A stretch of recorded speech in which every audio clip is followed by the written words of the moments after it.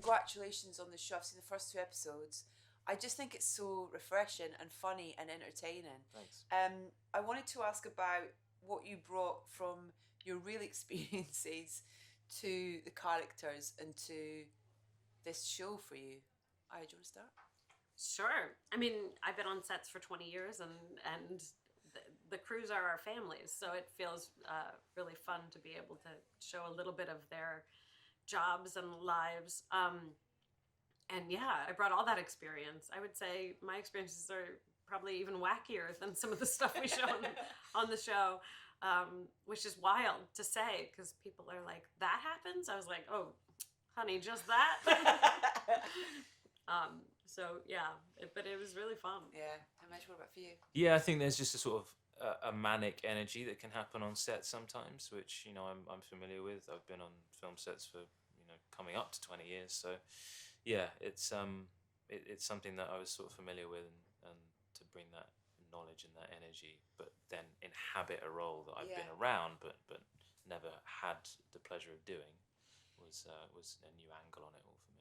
It's his energy that is really infectious. His kind of perpetual motion, almost in a way, and that he never can't rest. No, and I was chatting to some of the other cast members about the idea of the backstory to where we find your characters. In terms of if that was something that you spoke to John about, in terms of what had happened to them or what had been their experiences up to the point where we discover them. And so I was really interested to find out what you both kind of discovered in those conversations about what it was that your characters went through to where we discover them. Yeah, I think I had a brief conversation with John when we shot the pilot. We threw some ideas around during rehearsal as well, because we had quite a generous sort of rehearsal week before we shot the pilot episode. But some of it was also, for me, I wanted to figure out how one becomes a first AD. What are the rungs on the ladder? I had a really great chat with our first AD on the pilot episode, a guy called Barry McCulloch, who's done a lot of big movies, but he's worked his way up, over years, and that was interesting to sort of figure out where do you start and how do you, if that's what you've got to aim for, then how do you get there? So that was interesting, and of course our characters had a joint history. Yeah. So that was interesting to try and figure out, what that was exactly, and also how you present that to the audience in a kind of backwards way, in a reverse kind of way of there being but not telling us too much. That's got to be not just in the script, but also how you react to each other, I guess, as well. The pilot was an interesting one, wasn't it? Because we didn't really know the extent of what it was going to be. Yeah, I had auditioned with like a big 5-minute monologue, none of which is in the show, that sort of told me a bit about who she was. So I was going based on that. And then we had more discussions, and there was sort of a one sheet that had all this information. And then, but things changed. I'd say like the day before we started shooting, my character changed pretty radically. So I feel like even while shooting, I was like, does she still have a shopping problem? I don't even know right now. Does she have what's happening that's in the show that's not? So ultimately you're creating a world so that the person feels like a human who's lived, like whether or not you see that backstory or not may not matter. Yeah. But there was a lot of interesting tidbits that I'm like, I have no idea if it's in the show, but I know it's in her. And, even if it's not in this season, maybe it'll play out next season, or maybe it'll shift. And that's kind of the joy of TV. It's not like a movie script where you get the movie and you sort of know this person. You may be shooting episode to episode, learning new things as you go. Yeah. And also the idea of kind of, it's, there's a film within the show that's being shot, and that idea that, those actors who are playing those roles within the film, they've got 2 roles to play in a way as well. But then kind of where the line divides between those 2, that must be kind of fun to have, almost kind of like split personality co-partners in scenes almost in a way. Yeah, very strange. They're very meta moments that happen with that, and this kind of oddity of. But I think the crew kind of enjoyed that as well. They were kind of watching their own lives getting pastiched in front of them, which and we were always looking to them, kind of going, "Is this good? Is it okay? Are we doing this right?" But they all seemed to really enjoy it. So. It was funny speaking to Sinead earlier, and she was just kind of like, in terms of the crew scene, what they were being portrayed to be wearing. I don't wear shorts every day. That kind of stuff. It's so nice. There's always someone on a crew who wears shorts every day, even in the dead of winter. There's always someone. It's the pockets. Yeah. It's all different pockets in them. The comedy is just, it's so great and feels so natural. And I was asking them whether there was any improv, and I was surprised how little improv there was, because it just feels so reactionary to things. With comedy for you as a performer, what do you like about comedy, and does it give you a freedom that more kind of straight drama doesn't, or what's your thoughts and feelings about comedy? I suppose there is a freedom, if you're given the sense of that, which we were, as much as it was very tightly scripted, and the sense of improv was more the preparation from the writers that they had alternative lines to give us, and that's how we played around with it. But they were more than happy for us to sort of do several takes to script, and then a few takes with their alternatives, and then a few takes where we were just allowed to play and see what we wanted to throw in there. I don't know how often that happens necessarily on a drama, because it feels like things are much more sort of tightly, sort of, I don't know, just sort of they're set in stone a bit more in my experience. But yeah, it was also just especially with this, the ensemble of it, and everyone bouncing off each other, and different actors with different sort of energies, and that all coming together was into something that was kind of funnier than the sum of its parts, I think. Yeah. I tend to like my dramas filled with comedy and my comedy filled with drama. Like generally, I mean, I remember even I did a show called Girl from Plainville, which is a very dark, serious story, but it was just like, I was like, but things are ridiculous in dark moments. Like, we have to have and that creator was really empowering me, even to just have like little moments where she doesn't know how to use the chalk on the thing, on the pool cue, but like that people are ridiculous even in darkness. And so my impulse is always to like find whatever the pathos is, and then the comedy comes from that. This was actually so different because the Brits are so witty. I mean, we got nothing on you guys when it comes to wit. It's just true. Everything is so fast and dry in a way that like I was like, oh, I gotta just keep up. You gotta like get on this train, and that's a whole different kind of comedy. So I would say I had like a learning curve too, to just sort of jump into it and keep up. Last thing, who is the real superhero in a set? Any of the crew. They're all superheroes in their different way. Obviously having played a first AD, that's a huge thing, but the second AD, the third AD, they're first and last. The art department, those hours just are reacting wild. to anything that's happening. Makeup. I need costume. a wand. There's no wand in the script. Yeah. Make a wand. Make a wand. It's there the next day. Boom. Yeah. They're amazing, all of them. So nice to celebrate them, isn't it? Yeah, it's really so great. We just get to walk to the bathroom. Yeah. I've seen the first 2 episodes. It's brilliant. It's hilarious. Don't stop there. No, I won't. It's all he gave me access to. Can you tell me a little bit about, I want to know about your characters, but also their relationship, in terms of how they kind of support each other or look out for each other in the environment that the film is mainly set. I think they have a lot in common. They're both go-getting, ambitious, driven characters who are kind of at the bottom of the hierarchy but want to get to the top. And I think like as the series goes on, you see them kind of form a kind of kinship. Dag kind of supports Bryson through a difficult time. And like gives him access. She like gets him access to some very interesting people and allows him to have some access to them as well. Dag's got the patience of a saint. That's one thing. Dag does. Yeah. Well, Bryson does as well. Yeah. That's true. Dag does, but she voices it. She doesn't keep it in.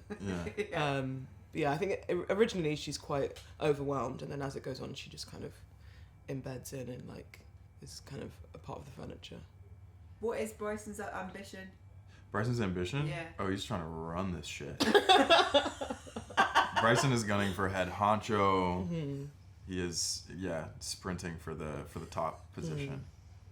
How much, just chatting to John, and it's so fascinating hearing, the kind of, the journey of these characters and the episodes and the scripts, how much kind of work goes into that, and backstory as well, even for the superhero film that's part of the franchise. For you, in terms of when you read that script for that character, are those conversations you have with John in terms of what was the journey of your character up to the point that I find them on the script? What are the conversations you have with him about that, and what did you discover? What was the best thing you discovered about before we meet them? John told me just that Bryson comes from like a really like high functioning family, that his parents both work in government, and he feels like a lot of pressure to achieve on the same level as his parents. That was some helpful little insight that he gave me. That's great. Yeah. I think Dag went to film school and has probably like written a feature herself that she hasn't shown anyone, and wants to work on sort of more prestigious films than Tecto, but is in a lot of debt and needs to like quickly ascend to the role of executive so that she can pay off her debts. How would you describe that atmosphere on set? Because it is such this unique beast where, you know, we're watching the production of a production, you know, that kind of living within itself sort of in a way. But in terms of that environment on set, you know, you've got kind of crew members playing crew members who are crew members and all that kind of stuff. What was that environment like on set? It was very messy. It was very fun. I think like it would be very hard to do that if it was a drama or just something with like very heavy material. But I think because it's a comedy, you can kind of bounce off of that and use that kind of chaos and try and like show that on screen. And it's just nice to like shine a light on those roles and like the like parts of the kind of wheel that people don't often see and don't often realise how valuable they are. So it kind of felt like doing a nice thing for the crew almost, to be like, we're showing how hard you work. What about for you? What was it like on set for you? How would you describe it? Really meta, really confusing. I kept looking into the camera all the time because I didn't know what was a Tecto camera and what was a franchise camera. You shouldn't look into any of the cameras. Yeah. Yeah. I was very confused every day. What is it about comedy that's appealing, you know, as a performer? What does comedy give you the opportunity to do? And is it more terrifying than a kind of straight dramatic role?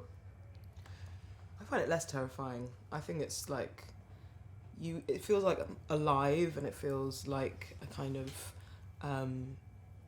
I guess like comparative to like live comedy, it kind of feels like quite a active, like vibrant atmosphere, especially like trying to get a laugh in the room and trying to like make the crew laugh. It feels like you can kind of see the effect of what you're doing more easily, I think, with comedy than with drama, when you like get the laugh or like get that response. And do you like embodying that kind of side of comedy, that it's got an element of physical to it as well? You know, it's the kind of the way that Bryson's stature is almost in a way is part of how we, you know, how the personality almost in a way. Is that all on script, or is that part of a conversation with John in terms of how you physically portray that character? Yeah, that was just me. I felt like it was important that Bryson like carried himself a certain way that you could kind of sense how sort of alert and ready he was all the time. I was like, I need a backpack, I need this hat, I need the AirPod, I need really comfortable shoes, because at any point this guy could have to like take off running, you know. But that's so fun for me to get to like adopt a different sort of posture and way of moving through the world. It was exhausting. Even in like the shots where I'm just in the background, I'm like, there I am, still just like holding so much tension in my body. Finger to the ear. Yeah. I love the bit when you throw your lunch in the bin. It's Yeah. like such a good throw. Thank you. It's amazing. I asked for that trash Wow, can. yeah. Perfect. Okay, last question. Having worked on so many, you know, sets, who is the true superhero of a set? Ooh. For me, it's usually like my makeup artist, or or they're usually the person who's like can usually see when I'm having a hard time, because they'll come in right for last looks and they're like, it's okay, you got it. Yeah, you know, yeah. Like, last setup of the day. They're like really When your mum on supportive. set. Yeah, truly. Yeah. Yeah, I think costume as well, for the same reason. Yeah. Yeah. your like on-set costume. Oh yeah, person. like Lula. Oh, Lula. For the same reason, it's like they come up close to you and they're like, "Are you okay? Tell me if you're not okay." Oh, amazing. Yeah.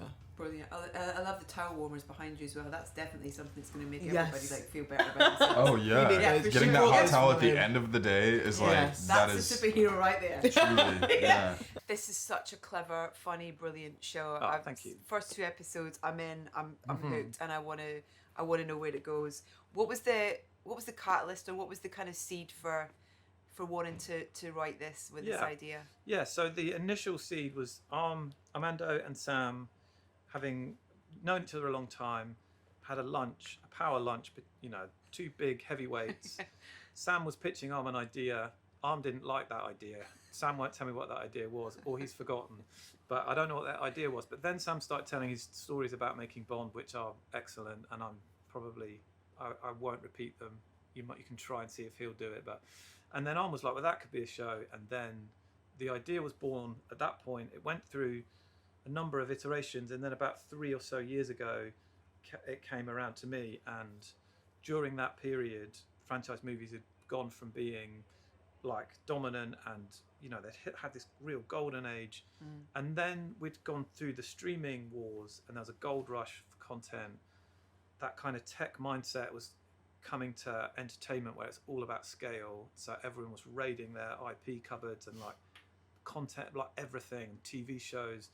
And then at the point that we were writing it, right, it was like, now franchise movies are somewhere different, they're in a different space. And then it was like, oh, now they're not hitting like they were, and they're going through this crisis, and there was some scandals, but there was also just a feeling of them sort of starting to enter a bit of a decline. And so that felt like a good starting point for the show. It felt like joining at the end of something, a bit like The Sopranos with Tony in that first episode. It's like the end of a sort of golden way of life, right? And he's trying to adjust to it. Yeah.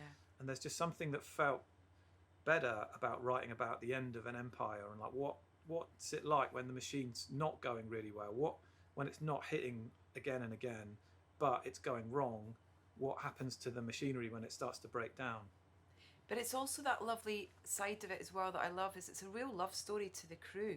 Yes. To those yes. to those men and women and those kind of Yeah. thousands of people that are on that set, that kind of Yeah. chaos that's going on, but everybody's got a role to play within Yeah. that sort of thing as well. Yeah. And Yeah. knowing how to get that tone right of it being, a kind of comedy, but it being respectful Right. and Yeah. celebratory Yeah. of them. And that was really important, and it's good that you've picked up on it. It felt like something we sort of learned, one of these sort of realizations that you just get from thinking about it a lot, talking about it a lot. But I remember being in the writer's room, and we landed on the distinction about the show being, it's not about a crew of dysfunctional people that don't know what they're doing. You could write a good show, I think, about a load of people thrown in at the deep end, they're struggling to make this big movie, they don't know what they're doing, and they're fucking it up, right? That's one version. What we realized was that we were doing the inverse, which is it's about a group of really good craftspeople, and the sad irony is that they're craftspeople that are stuck making something really dumb, and the dysfunctional thing is the system they're in. It's not that they can't do their jobs, it's that there's all these forces going on that are making them make something that is terrible, or maybe it might be good. Sometimes you get a moonshot and it comes out good, but it might be bad. And that's what's sad about that, is that they're all people that really care about making movies, and possibly what they're doing is creating it's like a building project, and you work and you don't step back until you finish, and then you realize that what you've built is the Death Star, and that it's pointing at all the multiplexes everywhere, and that the whole of cinema is going to blow up.